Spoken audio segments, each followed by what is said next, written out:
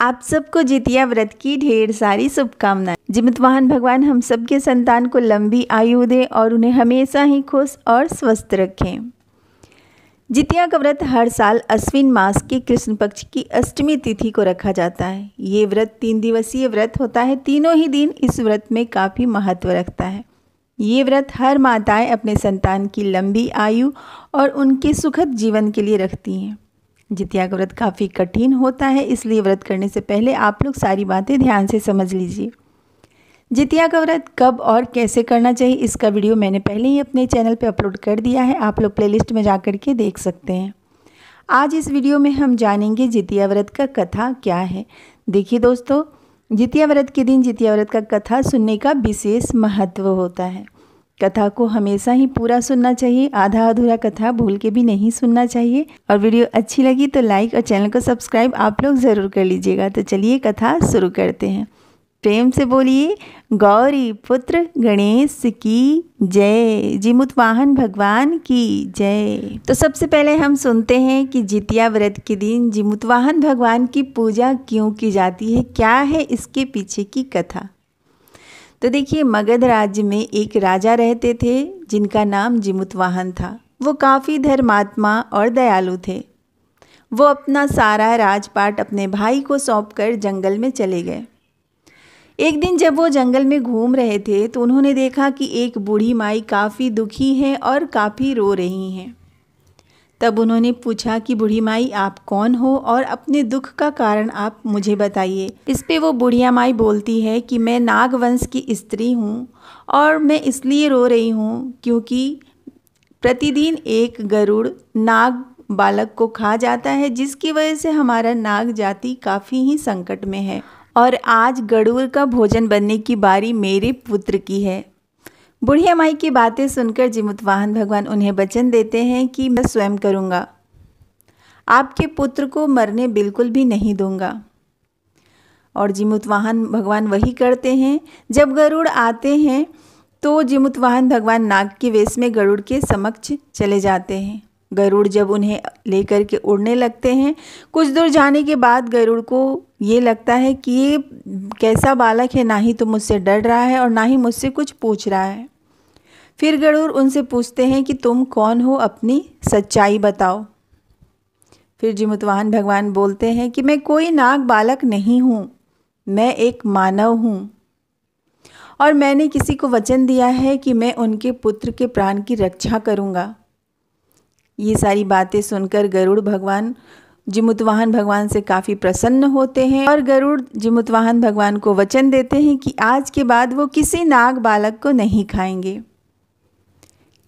उस दिन से ही हर माताएं जिमुतवाहन भगवान की पूजा करती हैं। जिस तरह से जिमुतवाहन भगवान ने नाग वंश की रक्षा की है, उसी तरीके से सारे माताओं के वंश की रक्षा करें और सारे माताओं के बच्चों को दीर्घ आयु दे। तो प्रेम से बोलिए जिमुतवाहन भगवान की जय। जितिया व्रत में चील सियार की कथा भी सुना जाता है। जितिया कथा के अनुसार एक बार एक चील और एक मादा लोमड़ी नर्मदा नदी के पास हिमालय के जंगल में रहते थे।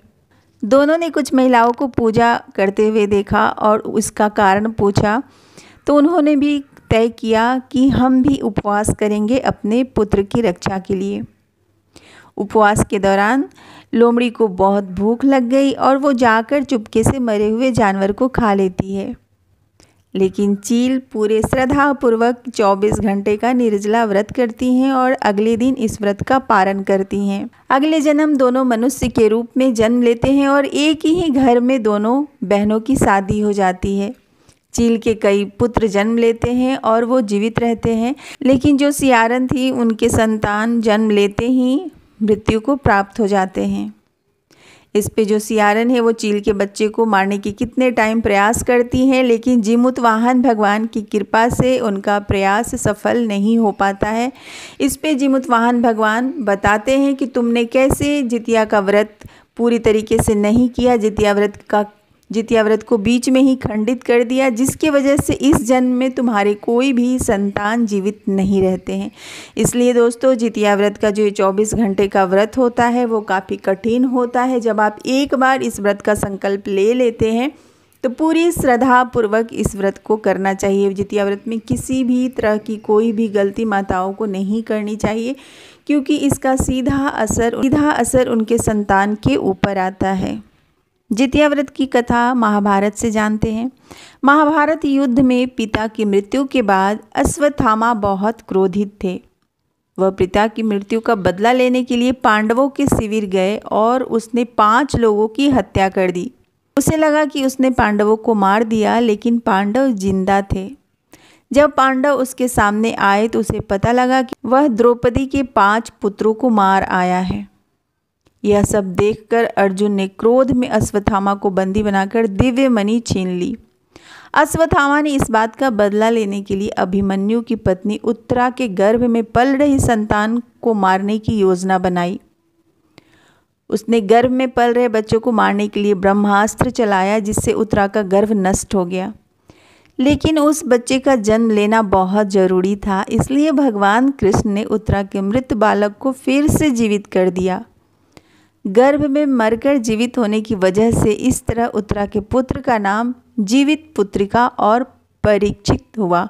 तब से संतान की लंबी आयु के लिए जितिया व्रत किया जाने लगा। तो दोस्तों, ये है जितिया व्रत की 3 कथाएं। जितिया व्रत के दिन आप लोग कथा अवश्य सुनिएगा।